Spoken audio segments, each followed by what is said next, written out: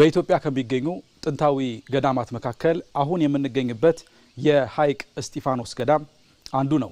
በኢትዮጵያ ኦርቶዶክስ ተዋሕዶ እምነት ተከታዮች ዘንድ ከፍተኛ ተቀባይነት ያላቸው ትላልቅ የሃይማኖት አባቶች ትምህርታቸውን፣ መንፈሳዊ ዕውቀታቸውን የቀሰሙበት ገዳም ነው። ይህ ገዳም ታሪካዊነቱን ጠብቆ በመቆየት ረገድ አባቶች ትልቅ አስተዋጽኦ ነበራቸው።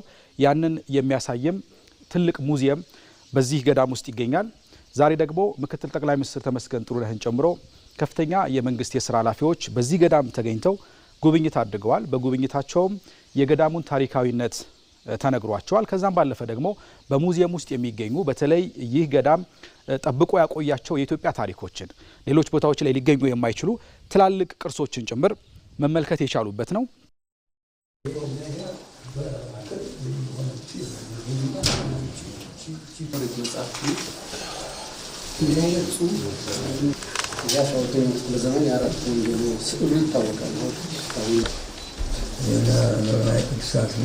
በጣም ለምና እንደሚነገር ሳትሰው ወዲያውኑ እንደጥለው ሲቆሙ ይቆማሉ።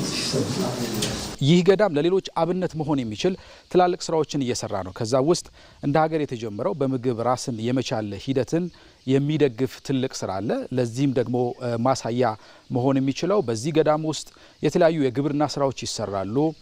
ከብቶች ይረባሉ፣ እንዲሁም ደግሞ ዶሮ ማርባትም ይከናወናል። ከዛም ባለፈ ደግሞ የተለያዩ የሽመና ስራዎች ይሰራሉ። እነዚህ አጠቃላይ ስራዎች ገቢያቸው ለገዳማውያኑ አጠቃላይ የሚያስፈልጉ ነገሮችን ለመግዛትና ለሌሎችም ወጪዎች የሚሆኑ ናቸው። የሌሎችን እርዳታ ሳይፈልጉ በራሳቸው አቅም የሚያስፈልጓቸውን ነገሮች ማሟላት የቻሉ አባቶች የሚገኙበት ገዳም ነው። ይሄ ደግሞ ለብዙዎቻችን ምሳሌ መሆን የሚችል ይመስለኛል። ምክንያቱም የመንፈሳዊ አገልግሎት በጣም ብዙ ሰዓትን የሚወስድ ጾም አለ፣ ጸሎት አለ።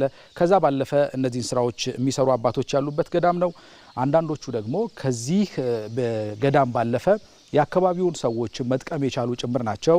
የስራ እድል የተፈጠረላቸው በርካታ ሰዎች አሉ። በሽመና ውስጥም ሆነው የገቢ እያገኙ ያሉ ሰዎች አሉና ስለዚህ እንደዚህ አይነት ገዳማት መንፈሳዊ አስተምሮቱ፣ መንፈሳዊ ስራቸው፣ ጸሎቱ እንዳለ ሆኖ ደግሞ ለሌሎችም በተለይ በራስ አቅም ምን ያክል መስራት እንደሚቻል ማሳያ መሆን የሚችሉ ናቸው። ይህንን የተመለከቱት ምክትል ጠቅላይ ሚኒስትር ተመስገን ጥሩነህን ጨምሮ ከፍተኛ የመንግስት የስራ ኃላፊዎች ስለዚህ ይሄኛው አጠቃላይ እንደ ሀገር ለሚሰራው ስራ ጥሩ ማሳያ መሆን የሚችል ነው።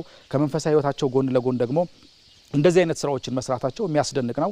በእርግጥ አጠቃላይ የሚሰሯቸው ጸሎቱ፣ ጾሙ ለሀገር ሰላም የሚቆሙበት ነው። ከዛ ጎን ለጎን ደግሞ ብዙ አብነት መሆን የሚችሉ ስራዎችን መስራት የቻሉ አባቶች ያሉበት ገዳም ነው። አጠቃላይ የነበረው ጉብኝትና የገዳሙ መረጃዎች ይህንን ነው የሚመስሉት። ለኢቲቪ ለተጠናቀረው ዘገባ አሸናፊ እንዳለ ነኝ። ሐይቅ